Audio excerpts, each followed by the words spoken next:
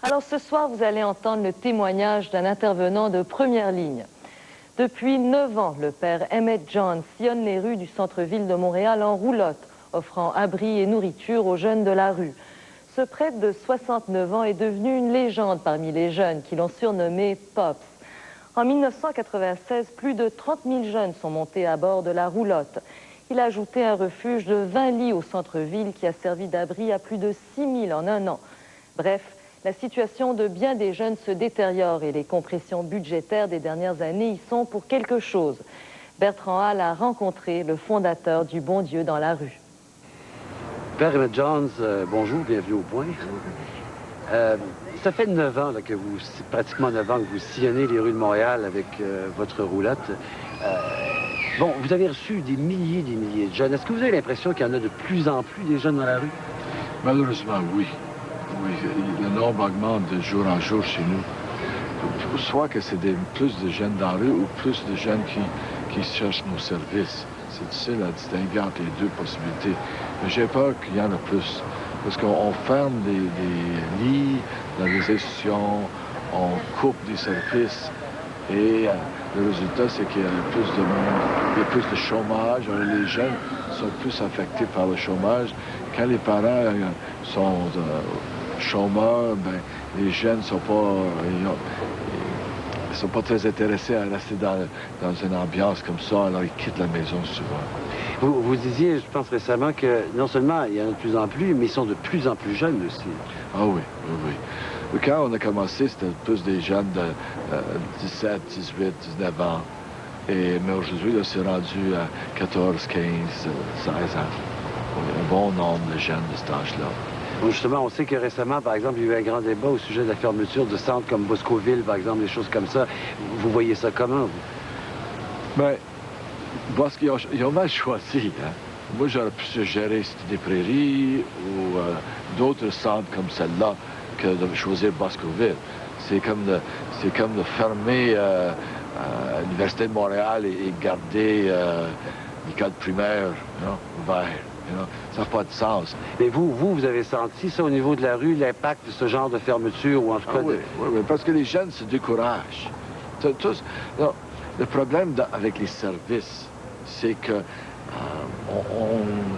on a tellement de jeunes. Hein? Apparemment, on a 6500 jeunes qui reçoivent des services de protection de la jeunesse. C'est un grand nombre. Alors, avec ce nombre, si on les garde dans les institutions, des grandes institutions, bien, il manque le contact très humain dont ils ont besoin.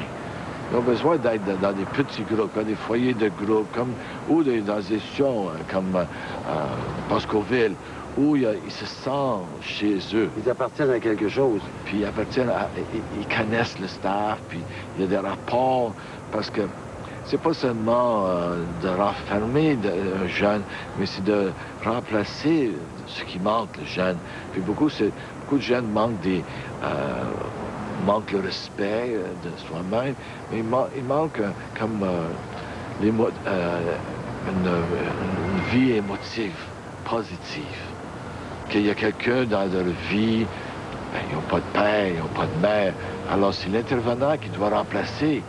Mais l'intervenant ne peut pas le remplacer si l'intervenant veut garder sa distance, puis ou si l'intervenant est responsable pour centaines d'enfants ou centaines de jeunes. Ils viennent d'où, ces jeunes-là dont vous vous occupez? Parce qu'ils vivent où? Ils vivent dans la rue. On parle des jeunes dans la rue, mais en fait... La plupart viennent des centres d'accueil. La plupart sont des fugueurs. L'autre nombre important, c'est ceux qui ont quitté leur maison, soit parce qu'ils ont été mis à la porte, ou parce qu'ils ne peuvent pas s'entendre avec les parents. Hein? C'est la crise d'adolescence qui devient de plus en plus jeune et qui est acerbée par la drogue. Hein? Alors, la crise d'indépendance qui a toujours existé, mais quand tu mets la drogue dans ça, bien, ça complique toutes les choses. Des fois, ça justifie aux parents d'être sévères envers le jeune, hein? De fermer la porte. Hein? Si tu prends la drogue dehors, reviens plus. Quand tu fais ça, tu coupes, tu blesses et puis tu lances ton enfant dans la rue. Et où il va vivre dans la rue, ben, quand il fait beau, comme l'été, ben, il couche sur la montagne, ou le parc La Fontaine, ou Carré-Bugey. Mais d'où ça, c'est pas important, c'est le fait que le lien est coupé avec la famille. Alors ça leur laisse comme orphelin, mais sans soutien de qui que ce soit. Il y a des gens, d'ailleurs, qui vous ont reproché, en faisant ce genre de choses-là, d'encourager les fugueurs, puisqu'ils savaient qu'il y avait une ressource à l'extérieur. C'est des reproches qu'on vous a fait, ça vous répondait quoi, ça?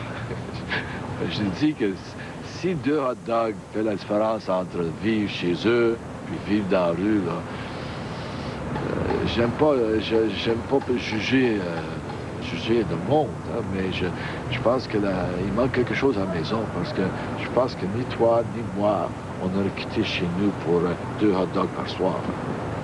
Ces jeunes-là, vous le dites, il y a des problèmes de drogue, il y a des problèmes de prostitution, il y a des problèmes de... Je vous ai déjà entendu réagir contre les étiquettes. Vous leur parlez pas comme ça, là, vous? Non, ça, c'est les problèmes qu'ils ont. C'est pas eux. Hein? C'est comme quelqu'un qui a une maladie, mais on dit pas ça, c'est un cardiaque, ou ça, c'est un cancéreux. Ils ont des problèmes, mais il faut faire ces problèmes-là, souvent viennent dans la crise ou sont des résultats de jeunes qui se trouvent dans la rue pour une raison ou une autre. Comme les centres, il y a des gens qui passent toute leur vie dans un centre. Comme pour eux autres, c'est difficile à accepter que le monde les aime. Parce que souvent, ils ont été tirés de leur famille, de leur fille-mère, à un très bas âge, à quelques jours des fois, et placés, puis replacés, puis replacés. Rentrer dans un centre, puis dans un autre centre. Puis quand ils ont formé des genres d'amitié avec les intervenants, tout le monde, hey, tout ça se peut pas accepter ça. Hein. On les transfère, soit on transfère le stade, soit on transfère le jeune. C'est une pauvreté psychologique, ça, en fait. De ne pas avoir une appréciation de soi-même, de ne pas avoir une fierté, puis de ne pas être entouré de personnes qui les aiment. D'avoir une ambiance d'amour. Hein, j'ai mes parents qui m'aiment, j'ai mes frères, mes soeurs, je suis apprécié par eux autres, aimé par eux autres. Je suis seul. J'ai des amis. Des fois, des amis, ça dépend. Si j'ai de la drogue, j'ai des amis. Si j'ai pas de drogue, j'ai pas d'amis.